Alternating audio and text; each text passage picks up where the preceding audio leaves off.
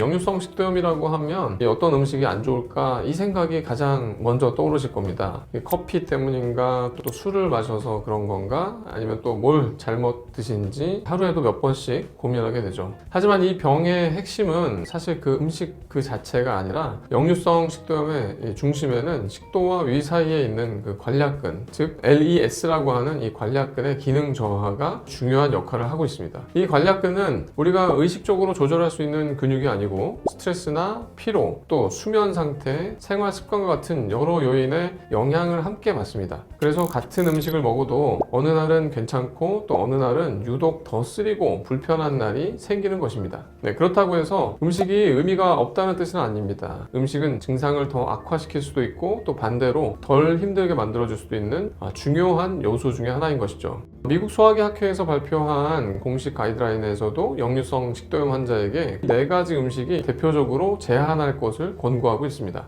그래서 오늘은 이 4가지 음식이 역류성 식도염의 증상을 왜 더 힘들게 하는지 논문 근거를 바탕으로 차근차근 한번 설명드리도록 하겠습니다. 먼저 커피입니다. 커피가 역류성 식도염이 안 좋다는 이야기는 많이 들어보셨을 겁니다. 그 이유가 단순히 카페인 때문만은 아닙니다. 커피에는 클로로겐산, 또 퀴닉산, 구연산과 같은 이 산들, 유기산이 포함되어 있는데 이 성분들이 위산 분비를 증가시키고 또 식도 내의 pH를 떨어뜨리는 것으로 알려져 있습니다. 실제 연구에서도 pH 4 이상의 커피 용액이 식도 내의 pH를 낮추고 통증을 유발했다는 결과가 보고된 바가 있습니다. 저도 이 논문을 읽으면서 굉장히 흥미로운 내용이었습니다. 커피의 종류와 로스팅 정도에 따라서도 산도가 달라진다는 것입니다. 라이트 로스트라고 하면 일반적으로 커피를 살짝 볶는 것을 라이트 로스트라고 하는데요. 원두가 조금 밝은 색에 해당이 됩니다. 이 커피는 산도가 높아서 역류성 식도염의 증상을 더 악화시킬 가능성이 높고, 반대로 다크 로스트, 커피를 오랫동안 볶거나 해서 조금 어두워진 다크 로스트 커피는 상대적으로 산도가 낮다고 합니다. 이 상대적으로 산도가 낮아서 역류성 식도염의 증상 유발이 적은 편에 속한다고 하는 내용이 있었습니다. 정말로 커피를 좋아하고 해서 나는 반드시 커피를 드셔야겠다 하는 분들은 언제 어떤 커피를 마시느냐가 더 중요할 것 같고요. 저희는 좋은 약들을 들여서 역류성 식도염을 치료하려고 하는데 반대로 산도가 높은 커피를 드셔서 식도염이 증가하면 안 되겠죠. 다음은 술과 알코올입니다. 우리가 술을 드시면 근육이 풀어집니다. 우리의 식도 하부 관략근도 근육이기 때문에 알코올을 드시면 풀어집니다. 쉽게 생각하면 알코올이 들어갔을 때 우리 몸이 풀어지는 것처럼 식도의 관략근도 풀어진다. 그래서 역류성 식도염이 더 잘 생긴다. 이렇게 기억하시면 될 것 같습니다. 이 한국, 중국, 일본인들을 대상으로 한 재미있는 연구에서는 소량의 음주만으로도 역류성 식도염의 위험이 약 3.2배 증가한 것으로 보고되었습니다.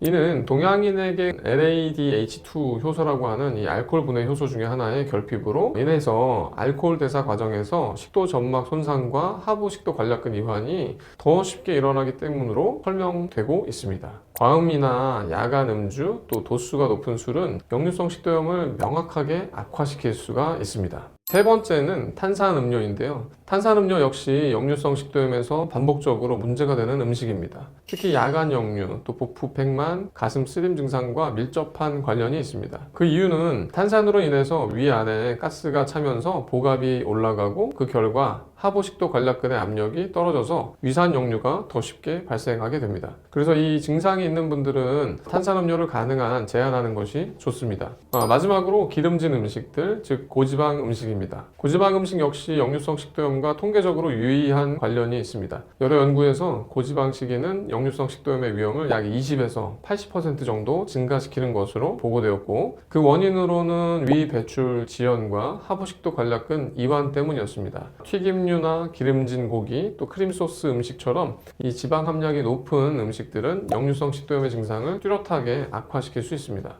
그리고 음식의 종류만큼이나 먹는 방식과 시간도 매우 중요합니다. 아무리 음식 조절을 잘 하셔도 한 번에 많이 먹는 과식은 위 내의 압력을 급격하게 높여서 역류 증상을 쉽게 악화시킬 수가 있습니다. 그래서 역류성 식도염이 있는 분들에게서는 과식을 피하고 또 소식을 하시는 것이 중요합니다.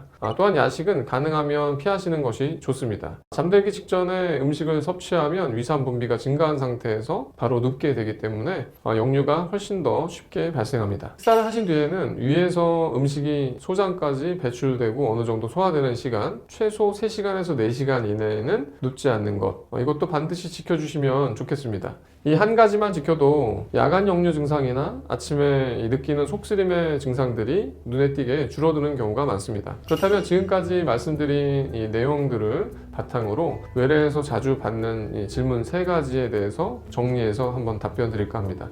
커피는 완전히 끊어야 하나? 이 산도와 마시는 타이밍이 중요할 것 같습니다. 또 커피의 양이 중요하겠죠. 공복에 마시는 커피, 특히 산도가 높은 커피는 증상을 악화시킬 수 있기 때문에 피하시는 것이 좋고, 식후에 마시는 다크 로스트 커피 한 잔 정도는 대부분의 경우에는 큰 문제가 되지 않습니다. 술은 어느 정도까지 괜찮을까요? 라는 질문을 많이 받는데요. 질문에 대한 정답은 개인차가 크다입니다. 다만 역류성 식도염이 있다면 가능하면 당연히 줄이는 것이 가장 좋고, 드셔야 하신다면 공복이나 야간 음주는 피하시고 또 식사와 함께 소량으로 드시는 것이 그나마 좋습니다. 양배추는 도움이 될까요? 라는 또 질문을 또 많이 하시는데, 양배추는 위점막 보호나 항산화 작용 측면에서 도움이 될 수 있는 음식입니다.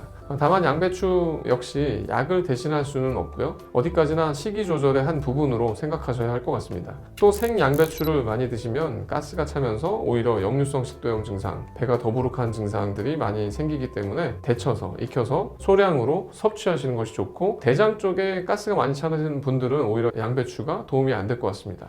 자, 역류성 식도염은 단기간에 완전히 없어지는 병이라기보다는 생활 속에서 관리해서 지켜가야 하는 질환에 가깝습니다. 그래서 식도염 증상이 있을 때마다 내가 바로 직전에 뭘 잘못 먹었나? 내가 크게 뭘 잘못 먹었나? 하고 자꾸 스스로를 너무 몰아붙일 필요는 없습니다. 이거 자체가 또 스트레스가 될 수 있으니까요. 다만 이 내 몸이 어떤 상황에서 더 자주 힘들어하는지, 또 어떤 음식과 생활 습관이 증상을 악화시키고 더 자주 식도염을 일으키는지 정도는 알고 계셔서 개선시키는 것이 도움이 될 수 있습니다. 오늘 말씀드린 내용들은 모두 지켜야 하는 규칙이라기보다는 식도염의 증상을 덜 겪기 위해서, 또 증상을 완화시키기 위해서 참고해 보실 수 있는 기준 정도로 생각하시면 너무 좋을 것 같습니다. 영상이 도움이 되셨다면 구독과 좋아요 부탁드립니다. 감사합니다.